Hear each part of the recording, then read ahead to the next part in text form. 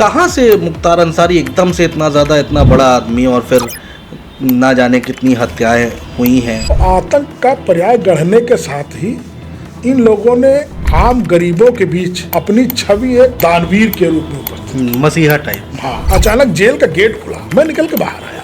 मैंने देखा करीब एक 6.5 फीट का व्यक्ति, सफेद तहमद, पठानी कुर्ता, चेक का अंगोछा डाले, गेट के अंदर घुसा। अधीक्षक साहब से पूछे, भाई क्या हुआ, डीएम साहब आ गए क्या? ये डीएम है लखनऊ के?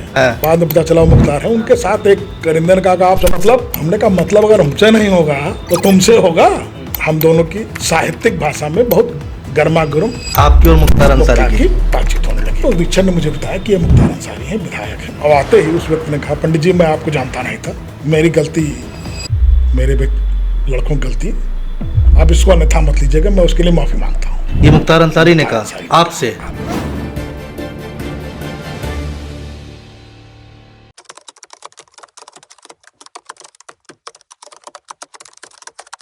मुख्तार अंसारी का आपने जिक्र किया। मुख्तार अंसारी ठीक है, इस बुक में उतना जिक्र नहीं है, लेकिन मैं आप क्योंकि इतने दशक से पत्रकारिता कर रहे हैं और क्राइम कवर कर रहे हैं, आपने वो दौर भी देखा होगा।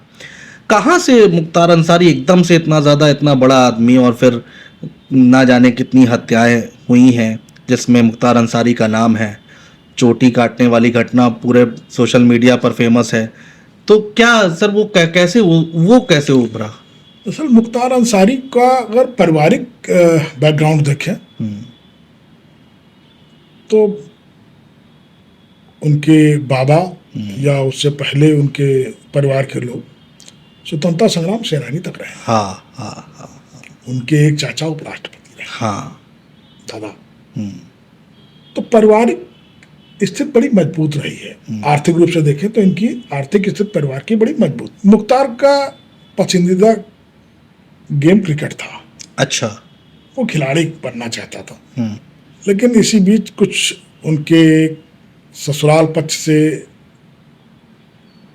किसी का मर्डर होता है, और वो मर्डर, अब मुझे नाम ध्यान नहीं आ रहा है इस समय, उस मर्डर का विरोध करने पर ही या उस मर्डर का बदला लेने पर ही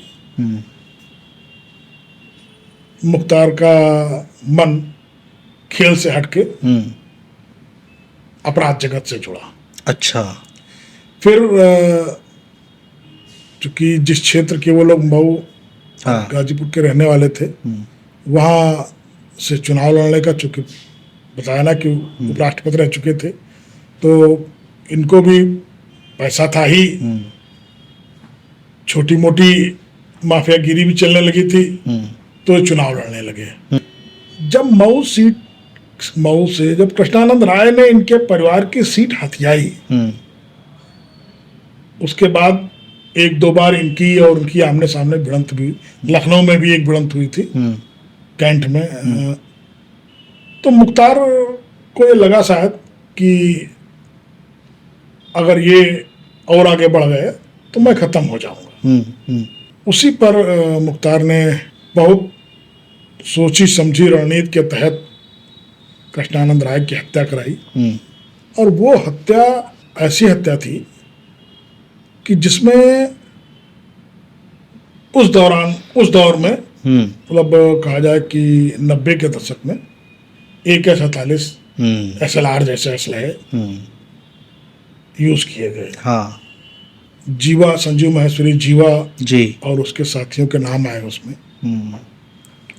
उसके बाद मुख्तार जब लखनऊ जेल में बंद हुए तो होता चूंकि राजधानी था, राजधानी में सभी अपनी पकड़ बनाना, और वो दौर यहाँ था कि उस समय लखनऊ में कोई बड़ा वो बचा नहीं था माफिया।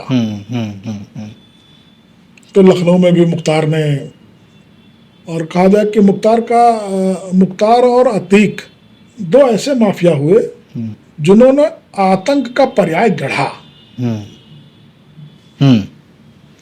आतंक का पर्याय गढ़ने के साथ ही इन लोगों ने आम गरीबों के बीच अपनी छवि एक दानवीर के रूप में उपस्थित की। मसीहा टाइप। हाँ, दानवीर, जैसे कोई या उसकी मदद करना। अतीक के बारे में कहा जाता है कि अतीक के हाथे में तो कढ़ाई चढ़ी ही रहती थी। तो इस तरह का इनका वो रहा। चूंकि मुख्तार लखनऊ के माफिया नहीं रहे, इसलिए इस डायरी में हमने उनका उल्लेख नहीं किया है। उनका उल्लेख बहुत कुछ उनके बारे में मैं इसलिए नहीं बोल रहा हूँ कि उनका उल्लेख मेरी अगली डायरी में होगा। तो उसको खुलासा नहीं करना चाह रहे आप। अतीक का जिक्र है अगली डायरी में? हाँ, उसमें जब जो यूपी की उसमें है, उसमें उन लोगों का जिक्र है। अतीक अहमद किसी का भी जिधर नजर पड़ जाए तो जमीन प्लॉट जो भी हो वो उसका है, फिर वो किसी का होता नहीं था, ऐसा लोग बताते हैं। मैं एक अपने साथ बीती बताता हूँ। अच्छा। मुख्तार की और मेरी। मैं उन दिनों जागरण में टाइम रिपोर्टर था। अच्छा। जेल बीट मेरे पास हुआ करती थी। ये बात है संभवतः 98-99 की। आर.के. तिवारी जिनका बाद में मर्डर हो गया राजभवन के सामने, इसमें उसका जिक्र, वो खबर है जी। वो जेल अधीक्षक थे। तो मैं एक दिन ऐसे जेल में गया था खबरों के सिलसिले में। आर.के. तिवारी जी के पास बैठा था, मैं था, मेरे साथ जागरण से ही उस समय जेल देखते थे राकेश यादव जी, वो भी थे। अचानक जेल का गेट खुला, तो जेल का बड़ा गेट होता, खुला तो अंदर तक आवाज आई। तो मुझे लगा कि भाई कोई बड़ा व्यक्ति, जेल का गेट तो नियमानुसार जेल अधीक्षक के आने पे खुलेगा, जेलर के आने पे खुलेगा या डीएम के आने पे खुलेगा। सही है। तो मुझे लगा कि डीएम निरीक्षण करने आ गए। तो मैं, जेल का गेट था, उसके बाद लॉबी थी, लॉबी के बाद दूसरा गेट था, और उसी के बीच में जेल अधीक्षक का रूम था। मैं निकल के बाहर आया। तो मैंने नाम सुन रखा था, लेकिन मैंने देखा करीब 6.5 फीट का व्यक्ति, सफेद तहमद, पठानी कुर्ता, चेक का अंगोछा डाले, गेट के अंदर घुसा।